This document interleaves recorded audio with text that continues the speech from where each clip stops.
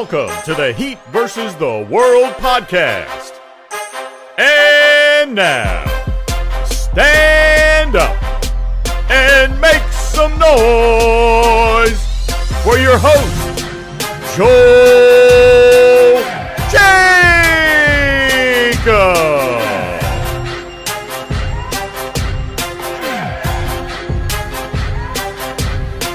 Welcome back to another episode of the Heat versus the World podcast. It's been a while since we last recorded, but here we are. Like always, I'm your host, Joel Jacob, and you can follow me on Twitter at JoelKJacob_. So let's meet our correspondents for today. First, we got George. Yo, what's up, guys? Then we got Anthony. What's good, y'all boys? And then we got Orchard. Hey, what's going on, guys? So y'all already know why we had to get the Pepas out for today, and that's because we got the return of Victor Oladipo. But before we talk about all that, let's start it off by talking about last night's game for the Heat, as they ended up beating the Rockets by 17 points. Leading the way, you got Tyler Hero with 31 points, 6 3-pointers, and 3 assists. Jimmy Butler with 21 points, 7 rebounds, and 4 assists. Bam Adebayo with 18 points and 10 rebounds. Duncan Robinson with 13 points, 3 3-pointers of his own. PJ Tucker with 11 points and 12 rebounds. And the returning Victor Oladipo with 11 points and 4 assists. We have so much to talk about when looking back at this game. So with that being said, what are some takeaways that y'all have in mind when thinking about this game against Houston? Start us off, Anthony. Well, going into the game, obviously we knew Vic was coming back, so that would give him a boost. And we knew the Rockets suck. And not only do they suck, we found out Christian Wood would be out, Aaron Gordon would be out, Dennis Schroeder would be out. So it really started looking like there's no way the Heat shouldn't blow out this team. I know it didn't start that way, but obviously eventually they turned it around. And then even when the game started, Garrison Matthews got hurt early. I didn't even remember he was on that team. And I'm pretty sure most Heat fans know that he's one of the biggest random scrub Heat killers of all time. He's probably the only person that could have saved him. So then when he got hurt pretty initially into the game, we kind of knew that he had no chance. And I hate that dude, by the way, because most Heat fans had no idea who he was. But he actually played in the same division as my college team, FGCU, and he used to kill us so much. So I've hated him for years.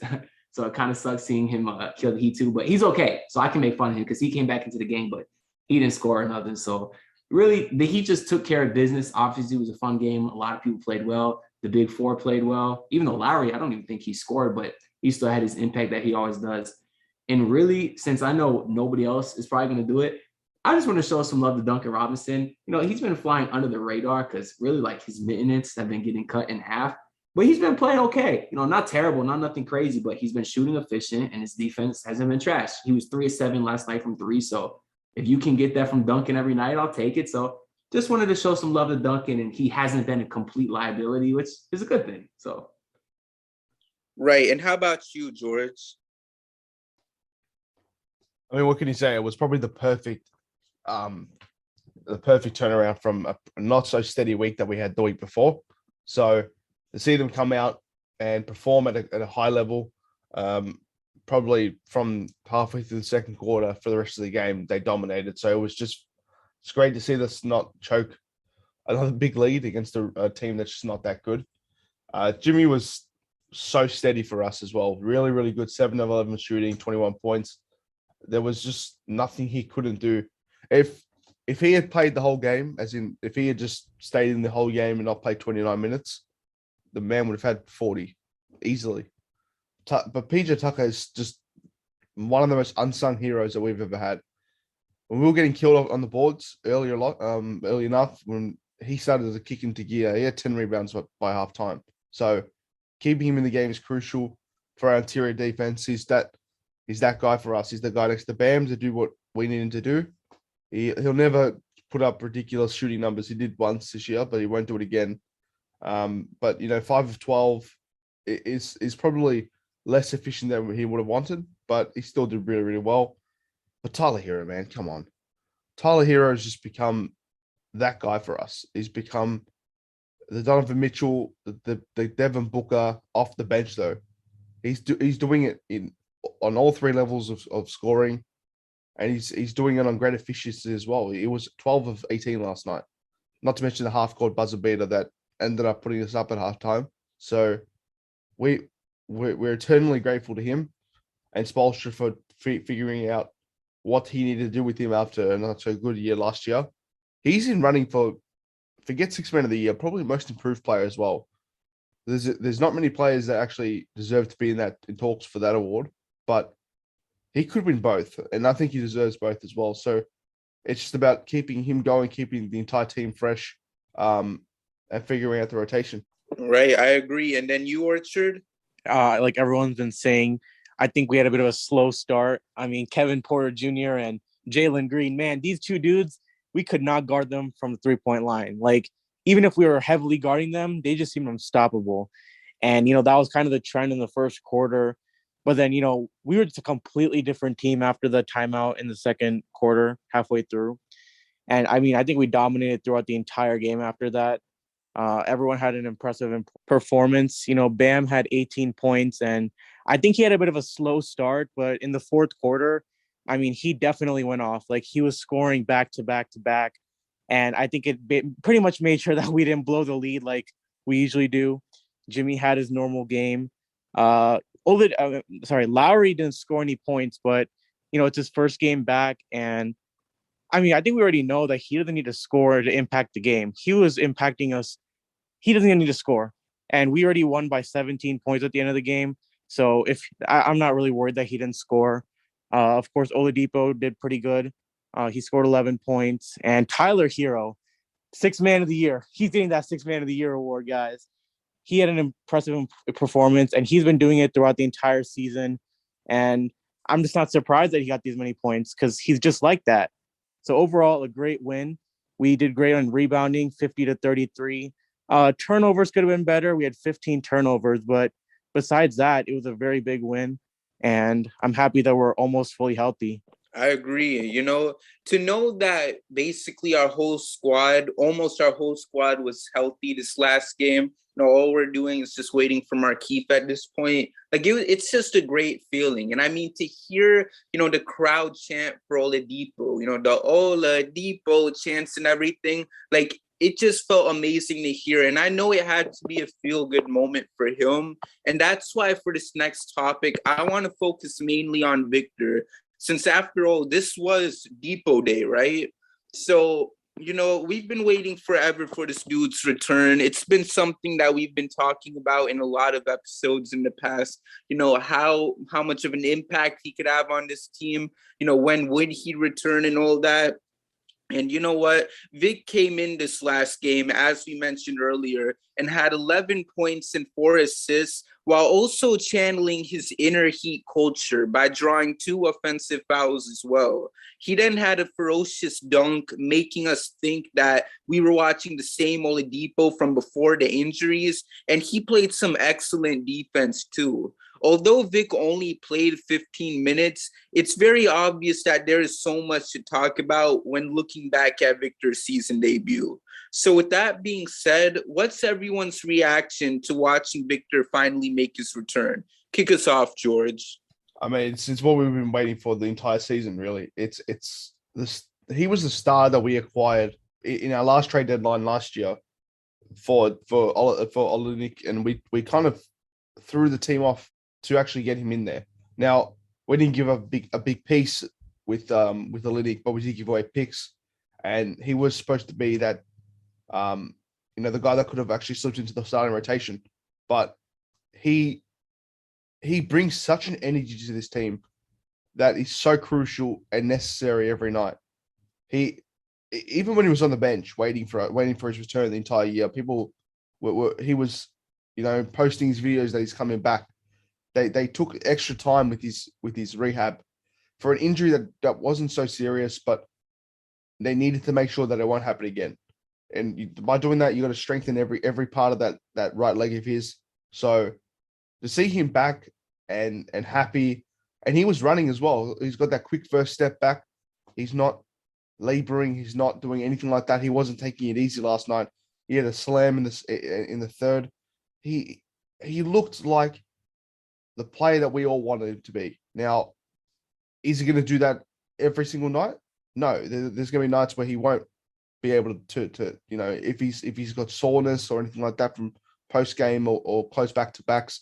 I doubt that Spoelstra will be playing him earlier on in this in the last stretch of the season, but he's got a lot of work to do. So if we look away from the amazing performance he put in yesterday, and I know 11 points and 4 assists isn't good, but he did it on good efficiency. He didn't labor. He didn't struggle to move around. He did everything that he showed everything that we wanted to see. But looking forward, will he be able to come off the bench and do the same thing? Will he be able to be consistent and give us what we need off the bench every night? That's what he's got to do for his job. And then Spoelstra's going to try and figure out how to put him in the rotation. So I don't think we'll be seeing big minutes from him for the next couple, maybe in the next couple of games. We won't be seeing that minutes restriction of 15 minutes be removed. He might go up to about 20 minutes, but it's all about what he can do for us and what he can do for himself moving forward. I agree 100%. Like when you talk about Victor, we know about the major injuries that he's had in the past. And, I know this Heat team, Spoelstra, this medical staff, they're going to be taking good care of Vic. So whatever they decide regarding how much minutes Vic plays and all that, I as Heat fans and as people who care so much about Victor's health and well-being, like we're fine with whatever it is. If he has to keep playing 15 minutes, it is what it is. It's all about what's best for Victor at this point. And then Orchard, how about you? Well, I was super excited for this game. I think we've all been looking forward to it for the last, since it was announced that he'd probably play into yesterday's game. And, just the emotion for Victor Oladipo to come back. I mean, this man has been sitting on the bench. We all know he's been wanting to play. And I feel like he played obviously pretty well for his debut, but it felt different. Like, I feel like when he first was traded to Miami, I think he was actually struggling a little bit with the shooting, but he was pretty efficient last night. And I feel like there was a big difference when I saw him playing yesterday because he's gotten to know the team a lot better. He's not really the new guy anymore. He kind of knows how everything works around here. And, I'm not assuming that he's going to have amazing stats coming forward, but he showed that I mean, just by the stats he showed already, I think he can provide a good offense for us coming into the future. And I'm really excited to see what he'll do. Right. And you, Anthony? Yeah, obviously, I love Victor Oladipo. Everybody here loves him. It's weird how much he's grown on this fan base, how much he loves us and how much we love him, because he really has no connection with the city of Miami in any way. He only played 4 games with us last year, but for some reason, it feels like he's a Heat lifer. It feels like he's been here forever. I mean, the hype leading up to this game was unmatched. I mean, everybody knew when Depot Day was. Like when Markeith comes back, there's not going to be a Keith Day, is there? For some reason with Victor Oladipo, and obviously it's because he's a good player too, but it's just his personality. He seems like such a genuine guy. So it's really cool to see how quickly he's become, kind of one with this community and with Miami and with Heat fans. So it's really awesome to see. Obviously, he had a great start yesterday. So I love to see that everybody loves him. It helps me out. He's been getting me a ton of views on my YouTube channel. Make sure y'all check it out. Just search Anthony DiNardo on YouTube, so if you enjoy, we talk Heat basketball. But I love talking Oladipo. People love watching it. He's been a great piece of this team. The one interesting thing I want to say, though, is I was thinking about this yesterday because obviously Gabe Vincent didn't get any minutes till garbage time. So I'm curious what y'all think, too. If Vic could give us exactly what Gabe Vincent gave us this year, would y'all take that? Because I would, because Gabe's shot amazing and his defense has been phenomenal. So if Victor could give us that, I would be more than satisfied with that. But then that begs the question, well, why don't we just play Gabe Vincent? I guess Oladipo has the reputation, so that's probably why you would do it. But I don't know. I'm curious what y'all think about that. Yeah, I just want to add as well. Oladipo has never really been that big 3-point shooter until his last season in Indiana, because he was always hovering around the 36, 35% mark. until his last season before he left. While the efficiency wasn't great, he was going from attempting 5 threes, 5.5 threes to 7 threes. Now, he was doing it on a 36% efficiency, which isn't amazing, but it was still serviceable. So his last season in Indiana, he shot 7.7. Then when he got traded to Houston, 7.7. Then he moved to our organization, and it was a rough transition from the start because he was known for his defense, and that's what Spoelstra was really using him for as well off the bench. But if we can get him into a role, like you said, Gabe Vincent, where he comes off to give us some really, really good scoring, I can see him even playing the backup 2 role, a backup 1 role when he, if Gabe isn't in, I wouldn't actually be adverse to playing him at the backup 1 role because while he doesn't have the playmaking of maybe Gabe Vincent, he does chuck good passes. He does work really hard to get up and down the floor. Going to the second part of your question, where you were talking about, it's interesting to see him not play, Gabe Vincent not play. You got to remember this team runs deep, very deep, especially in the guard. In our guard rotation, it runs extremely deep. So, regardless of who was playing tonight, there was going to be a lot of minutes cuts. We saw Jimmy have 29 minutes. For some reason, Tucker played 24, but he needed to play because we needed him on the floor to keep us from losing. Bam had under 30. Duncan had under 30. The only players to have 30 minutes or more were Kyle Lowry, who was scoreless the entire time, and Tyler Hero. Those were the 2 players that went over 30 minutes. But to get Victor back, they needed to play him the full 15 minutes, which means you've got to cut either 1 or 2 or 3 players. So Kyle Guy, Highsmith, Vincent, and Strus. So these and Yurt 7. These players will lose minutes if when they're trying to figure out how to use Oladipo. So while Gabe Vincent only played 3 minutes tonight, I think moving forward, you'll see him get most of his minutes back. So I think that you've got to look between Strus and Highsmith, because Highsmith was actually looking really promising for us. And I say that on limited minutes, but he's got really good athleticism. He plays the 3 as well, which is a position that we need since Keith is out. But we ran 14 deep last night. That's never going to happen again. There's no way, because we've already been criticized for our use of players through all this time and all these events. So we can't keep playing that deep, because when the playoff comes around, we need a solid 9-man rotation to go towards, maybe even 10 max. So who's playing the minutes? I don't know. Kyle Guy, Highsmith, I see missing out. Yurt 7 as well. I see Yurt 7 not getting any traction in the playoffs for playing time. He might play some garbage time, but that's probably it. But with Dwayne Dedman, I'm hopeful for him to take that role, but it's going to be a fight between Vincent, Strus, and Oladipo to see who gets most of those minutes. Kind of going back to Anthony's question about Oladipo and Gabe minutes, I was actually really surprised that Gabe only got 3 minutes, and that too was in garbage time. I mean, he's been playing pretty phenomenal in my opinion for the last couple of games, but I'm also a little not surprised because let's go a little back. We look at Yurtseven, and he was getting starting minutes when Dedman and Bam were out. But as soon as even Dedman was back, even Bam, I mean, we don't even see Yurtseven anymore. And obviously, there's a big difference because, I mean, comparing Oladipo to Vincent is not the same as comparing Bam to Yurtseven.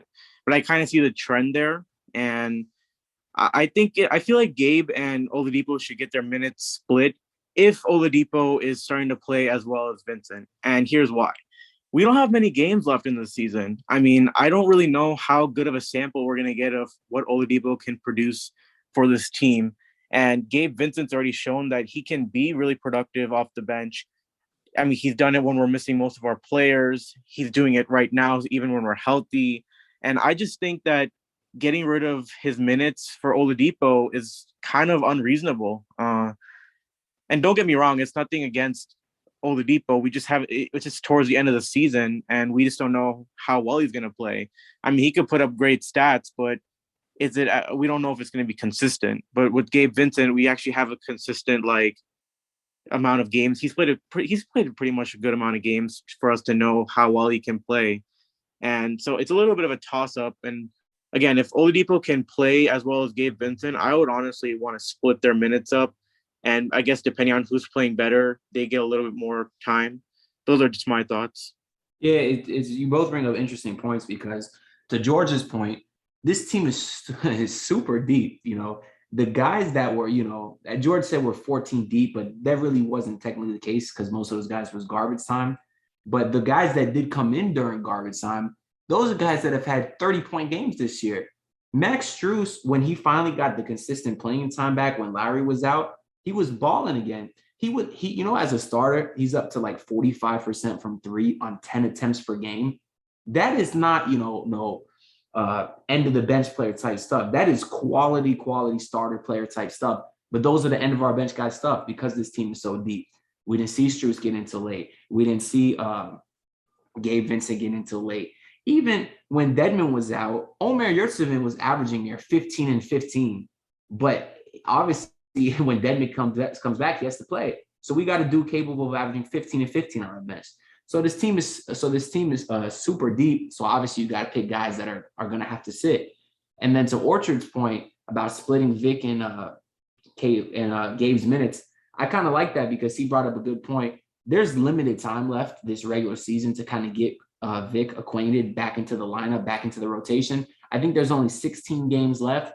And the way Spoelstra was talking last night, it doesn't sound like it's going to be anytime soon that Victor gets his, minutes restriction, raised. So even if he plays the next week or so, 15 minutes a night, now you only got like 10 games left. And you want to really make sure that you have your rotation set and guys used to playing together so that come playoff time, you don't have to worry about all that stuff and they're good to go. They know what's going on. I'm assuming come playoff time, they'll probably go 9 deep. That's the starters plus Tyler, Depot, Caleb, and Dedmon. That's who I would go with. It's unfortunate that Strus and Gabe probably won't get any minutes, but I think Tyler, Depot, and Dedmon are locks. And then between Caleb, Strus, and Vincent, I'd probably put Caleb, man, just because he's a little bit bigger. He's probably a little bit more versatile, and he provides the offense and defense that is really good for this team. So that's what I'd probably go with 9-man deep. But unless Spo wants to go 10-man deep, I really don't think he will. I personally think it could be a huge advantage. I know people say in the playoffs, it's all about having superstars. It's not about being deep. But we all saw how dead tired Kevin Durant was last year in that Bucks series because he had to play all 48 minutes, essentially. Imagine if Jimmy goes late into the fourth quarter, only playing 32 minutes, 33 minutes. He's going to be so much more rested. And you think in a tight, close playoff game, he'll have just a lot more in it to, give him an advantage over the other superstars that are already playing 43, 44 minutes. I'd like to see Spo go pretty deep in playoffs, but he'll probably keep it to round 9. And I think Gabe and Strus are probably going to get the cut there. Yeah, I appreciate your point as well. Like I resonate with it because these are headaches that we're having as fans of the organization. You've got to think about what Eric Spoelstra is trying to go through right now. He's probably got like 1,000 pieces of paper scrunched up in the side of his office of rotations that could work and could not work, maybe.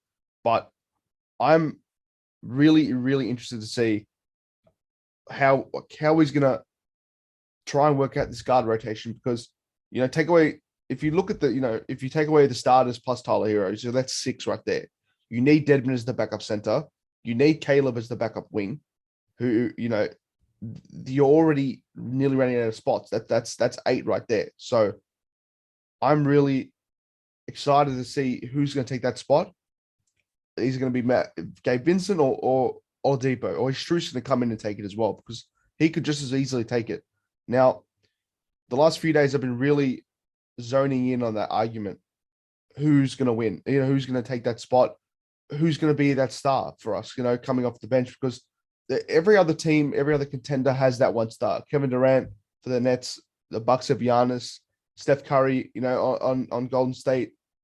Booker is a star, and so is Chris Paul on Phoenix. So we don't have that. We have Jimmy, we have Bam, and we've seen on nights, and I'm not ashamed to admit it, these are players that are not superstars. And that's fine. We don't need a superstar. The but you need to surround them with enough pieces and have the right system around them to really take advantage of the fact that a lot of you guys aren't going to be tired, which is your best advantage. Your biggest disadvantage, though, is that come playoff time, if it's game 6, game 7, and we're trying to close it out, who's going to take those shots? Who's going to be that man for us? Because Giannis is doing it, and Chris Middleton is doing it for Bucks. Kevin Durant's that guy for the Nets. We've seen Butler struggle, and so we've seen Bam struggle offensively in games as well. So it's just about getting that entire rotation. That's the whole argument today, is about rotation. I would personally have Vincent over Oladipo at the moment, even for come playoff time, because we've seen a bigger sample size of what he can do and what he can offer us. Now, am I saying if that's how it's going to stay? No. It's a real common concept in sports, mostly in football, English football. Players come in to make other players better in the team because you've got more competition around that spot. Now, that's going to be the main driving force behind these players now, because Vincent's not going to be happy if he gets benched for Oladipo. I'll tell you that right now. As much as they're friends and they love each other, it's never going to happen. Max Strus isn't going to be happy either because he's been playing arguably better than Duncan Robinson. So if he's playing better than a starter and he's not even getting minutes coming off the bench, how upset would you be? You'd be extremely upset. So, and even Markeith is a player that Eric Spoelstra would love to go to for that small ball rotation. So I think it's going to be on a game-to-game basis. If you see Gabe struggling over 2 games, that's when you activate Oladipo to come in. And Chuck, you got to roll with the punches. It's going to be a rolling rotation because we have no guarantees with health. We have no guarantees in performance that which you would have with a star like Kevin Durant or Giannis. So this is Spoelstra's time to really show that he's one of the greatest coaches to ever do it, because Phil Jackson had Michael do all his work. He didn't have these headaches. But even Greg Popovich, who paved the way for how Eric Spoelstra is doing it now, they ran 10 deep in the playoffs, and they did it against us, and they won. You got to manage these situations differently every single game because it's a different game. It's a different game plan when you're walking in. We could be struggling. Gabe Vincent could be 0 of 6 and turn the ball over, but that means that so he can come out and we can chuck another guard in there. But even Max Strus as well. Max Strus isn't going to be happy missing out on these minutes. So if Duncan's underperforming, maybe you activate him for half his time, basically. So you play Duncan 14 minutes, bench him, and you put in Max Strus. But then you've got to look at Caleb's minutes as well. So it's a big headache if we're looking at it from an analytical point of view. But in a practical point of view, I could see it working if Eric Spoelstra does the right moves and the team does what they're supposed to do. Yeah, I think it's really interesting that you bring up the fact that other teams have big stars who can close out and perform consistently when at a lot of times we have stars like Jimmy who struggle with their shooting, or Bam. I mean, actually Bam, I feel like is right now a little bit struggling with the shot. And I was actually seeing a tweet earlier about someone saying that the Heat are a super team, and I disagree. I mean, I think we're just such a deep team that we don't have a main superstar, but because everyone does their part so well, that's why we're just such a good team. And so that's why we need to make sure our rotation is set. And I'm kind of ready to let Gabe take Oladipo's possible spot in the playoffs, because again, I mean, I said it before. I don't know how well Oladipo is going to play. We already know how well Gabe Vincent can play. I'm super impressed with him, and it's really going to be a toss-up. And I feel like people are already saying Oladipo is going to get that spot, but let's not forget what people like Caleb, Max, and Gabe have done for us all this season. Like, God, you can't forget all about that. Like, we wouldn't be where we are without them. We were missing our stars, and they stepped in huge and made sure that we kept this spot where we're at, which is first seed in the East. And yeah, so in terms of Spoelstra's struggles, I was looking last night, and actually they asked him about how he's going to manage the lineups and the difficulties with it. And you know what he said? He said that's for amateurs. So I'm going to trust Spoelstra on this, and I think he knows what he's doing. I agree. I just trust Coach Spo, man, because at the end of the day, Spo is one of the best coaches in the NBA, if not the best. I'm sorry for even saying one of. I feel like that's just an insult at this point. And honestly, the fact that Spo has all these weapons on this team, whether if it's on the offensive end with guys like Hero and Robinson and all them, and on the defensive end and guys like Bam, Oladipo, and Jimmy, like there's so much weapons on this team. And I know Spo knows how to utilize them. So we'll see exactly what Eric will do when it's time to play against these other teams, what type of lineups he'll put out. So regarding the rotations, it's going to be interesting to see what the Heat will do, and we'll see what happens. So overall, that was very an interesting topic. A lot of you guys brought very interesting takes to the table, and I want to just quickly walk away from that for a quick second and talk about the Spotlight Heat Player of the Week. So after seeing the way how the Heat have played, going 6-1 since our last episode, we want to know who deserves to be the Spotlight Heat Player of the Week. Who's your pick, Anthony? For to go, I got two to go with a couple people different than the obvious ones. I'm going to go with Gabe Vincent. I think it was George who made the point saying, obviously, him and Strus are not going to be happy losing their minutes to Vic, but that actually takes a lot of, being happy for each other's success. That I guess that's one of the oldest Spoisms, which is true. That's one of the best signs for a championship team, and it's not an easy thing to do. Of course, they're not going to be happy because they're ballers. They want to play, and especially since they did not do anything to lose their spot. It's probably pretty frustrating, but I think they understand this Heat team has a real chance to win it all, and it's not like they're being, benched for a bum. They're being benched for a former multiple-time All-Star. So I just want to respect to them, and also in Lowry's absence, Gabe really balled out, and he really helped them go through that gauntlet of a week that they had. And I told y'all the Heat would go undefeated, and they basically did, before they got screwed by the refs. And other than Gabe Vincent, I got Micah Potter. This month, he is averaging 25-10 for the Sioux Falls Skyforce. So shout out to my dog. He should have been here instead of Hayward Highsmith. Interesting picks. And then you, George? Yeah, no, I just quickly want to go on to Anthony's point. I would have much rather had Michael Potter on this team as a backup four. But my spotlight player of the week, and it's not difficult at all. After talking about such a deep and hypothetical topic like rotation, you got to look at, when we're looking at the spotlight player of the week, you got to look at the most recent games and who's played the best. Tyler Hero, flat out, hands down, has deserved this award and is absolutely killing it. And he's in the games in the last week, he's had 30, 27, 21, and 31. And he's done it on 52% shooting, 42% shooting, 56 and 67.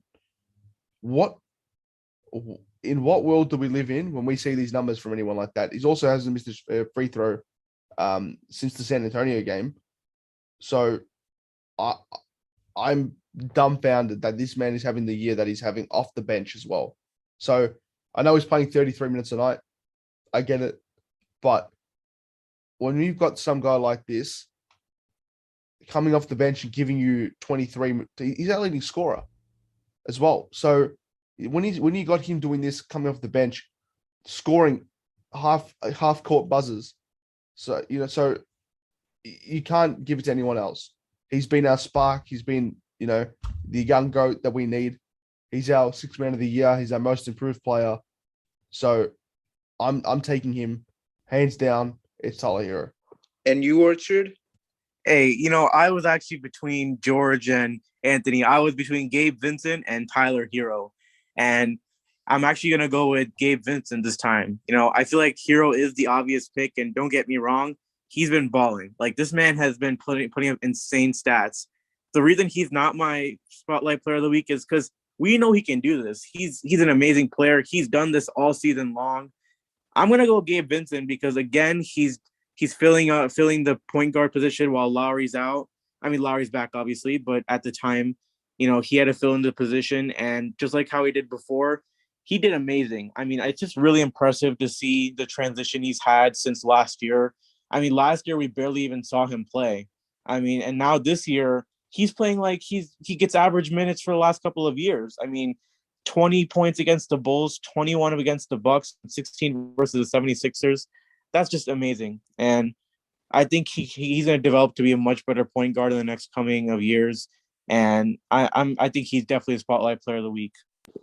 Now, for me personally, you guys brought up some great options, and I always like to take a different route from everyone else. So I'm just gonna go with Victor Oladipo. After all, this is his week. So, happy Depot Day. Victor had a great game yesterday. I don't care. I know it's for the whole week in general, but I don't know about y'all. But every time Victor had the ball in his hands, I just wanted him to shoot it. I wanted him to get every bucket possible. So when he passed it, like, it's good for him and, trying to get some assists and all that. But, it would have been nice to see him get even more buckets and stuff. So I low-key got a little disappointed every time he did pass the ball, because I was ready for him to do something good every time that someone passed him the rock. So overall, Victor Oladipo, yeah, I know it's only one game, but who cares? This is my show, sue me. So that is my Spotlight Heat Player of the Week. And now for this next topic, it's only right that before we close out this episode, we talk about the Heat's upcoming game against the Phoenix Suns. As you guys probably know by now, the Suns are currently the best team in the league with the record of 51-13 as this pod is being recorded. As of right now, we know that Chris Paul will be out, but there is no official word on Devin Booker, who's missed the last few games due to COVID protocols. However, considering the fact that we were able to beat the Suns by 23 points without Jimmy and without Bam too, I wouldn't be surprised at all if the Heat took care of business. So what's everyone else's predictions? You can start us off, Orchard. Well, yeah, of course, they're missing Chris Paul. We don't know about Devin Booker or Cam Johnson, but I don't think they're going to play. I honestly don't think they're going to play. They're both listed as out against the Magic, but it's going to be a back-to-back game for them. So I highly doubt they'd want to play both of them, especially because it's a back-to-back. So we got to take advantage of that. I feel like the Heat are one of those teams that'll struggle against injured teams, and we just got to make sure to take advantage of it. Make sure that we don't blow leads. Like, I bet you we're going to probably blow a lead at some point. Let's make sure that we don't have a slow start to the game. And we don't want to underestimate this team. I mean, they had a big comeback against the Knicks the other night, and Cam Johnson hit that game winner, which was insane, by the way. And then with the Bucks game, I honestly thought the Bucks did win by 10 in the end, but they were in that game with them throughout the entire time. I mean, that's kind of scary to think that the Suns are staying close to the reigning champions. That's crazy. And overall, let's not forget they're the best team right now in terms of record in the NBA. And even if they're injured, they still have great players on that team. And I think we should still play with the same intensity that we did with them last time. And besides that, I think we got this. I think we got this win. We're also at home. Right. And you, George? Look, it's going to be one of those games where we either come out of the gates really hot and we can take control of the game early, or it's going to be the game that we have to do like against the Houston Rockets. Now, when you're talking about injuries, when we played them last time with injuries, it's an extremely impressive win. But the thing we have to take into account, mostly is that when you've got your stars out and your young players are playing, and you go deep into your bench and rotation, you play with a sort of reckless abandonment. When Jimmy and Bam were out, Gabe Vincent, I think he did okay. I actually can't remember with him as mostly, but I remember that Duncan and Tyler Hero both absolutely scorched them both. So when you're talking about a team where you're unhealthy, you're versing a really, really good team, you've got nothing to lose, because even if you lose, there's not a sort of there's a sort of pressure that comes and pressure that doesn't come when you're playing against a really good team when you're not healthy. So this is going to be the same for them. Without Chris Paul, without without Devin Booker's and COVID protocols, without Cam Johnson, it's going to be really difficult to stop these players from playing like they've got nothing to lose, which is what a lot of teams go to when we know in these situations, and we're going to see a different Suns than we're used to. So we're going to be prepared for anything they can chuck at us. We're going to just play, to our strengths, keep the game on our pace, because that's what we need. When we play the game on our pace, nothing can stop us. So let's just hope for a good Tyler Hero game. Let's just hope for a good Jimmy and Bam game as well. Let's just take it to them, take it, every possession, each time as it comes, and let's destroy them, because let's not forget they also have Eddie Johnson, the single worst commentator of all time. So he has something against the Heat. Let's give him something else to cry about. And let's see. I agree 100% with that. And you, Anthony? Yeah, I love the Eddie Johnson negative shout out there. That's great, George, because I would have forgot about him. That guy sucks. Can't stand that dude, bro. Also, Orchard brought up a good point about the slow starts, hoping they're not going to do it. Tell you the truth, they probably will. They've made that a pattern, playing down to their competition. But I almost looked at it as a positive, because this Heat team, the way they've been able to flip a switch out of nowhere, it really reminds me of those championship Big Three teams. When you have a team that can kind of play down to your opponent and then just flip a switch just like that out of nowhere, it's actually really impressive. Of course, this team doesn't have the star power that those teams had, but it does remind me of that a little bit. And it kind of is the sign of a championship team when you can just turn it up like that on the switch. But as far as the game against the Suns, really, I think Devin Booker sucks anyway, so I don't really care whether he plays or not. I'm not a fan of his at all. He's a huge crybaby, all the way back to the whole don't double team and pick up thing. Even to this day with the whole Raptors mascot thing, I think he's a bum. That dude's not scaring me. He's a looter and a riot, and that team was nothing until Chris Paul got there. Anyways, that's my Devin Booker rant. The only other than the guy I'm about to say, I love Mikal Bridges. I'm super jealous he's not on the Heat. That dude's a baller. The only dude they have that really scares me is Bismack Biyombo.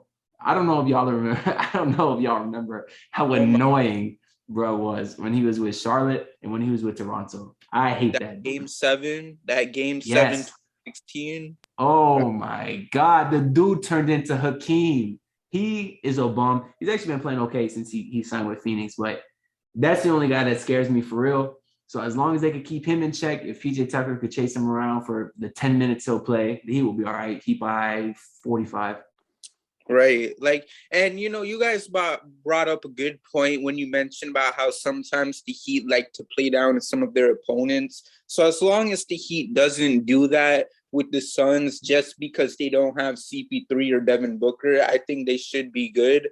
And also, Anthony, I'm just trying to say right now, if Booker ends up coming back and he has like a 50-point game against us. Sue me. I'm going to steal your words. Sue me, man. Sue you, man. Sue me. Man, I don't know. That's a bold move. But yeah, let's see. We'll see if Devin actually listens to this pod, because who knows? You never know who finna listen to Heat versus the World. But anyways, I also have the Heat winning. Like I said, hopefully they do not play down to the Suns, and they should be able to get the win.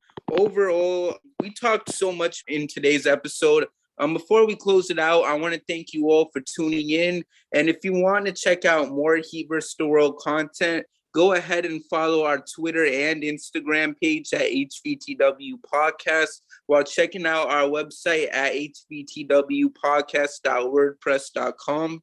Last but not least, make sure to check out Culture Shock, the Heat vs. the World's extension show, which is the first Miami Heat pod to feature an all-women cast, as they'll be dropping a new episode very soon. Once again, thanks for tuning in for today's episode of the Heat vs. the World podcast, and we'll see you guys soon with another episode. We out, and before we close it out, let me just hit my music for the one time. Thank you for listening, and we'll see you next time with a brand new episode of the Heat vs. the World podcast.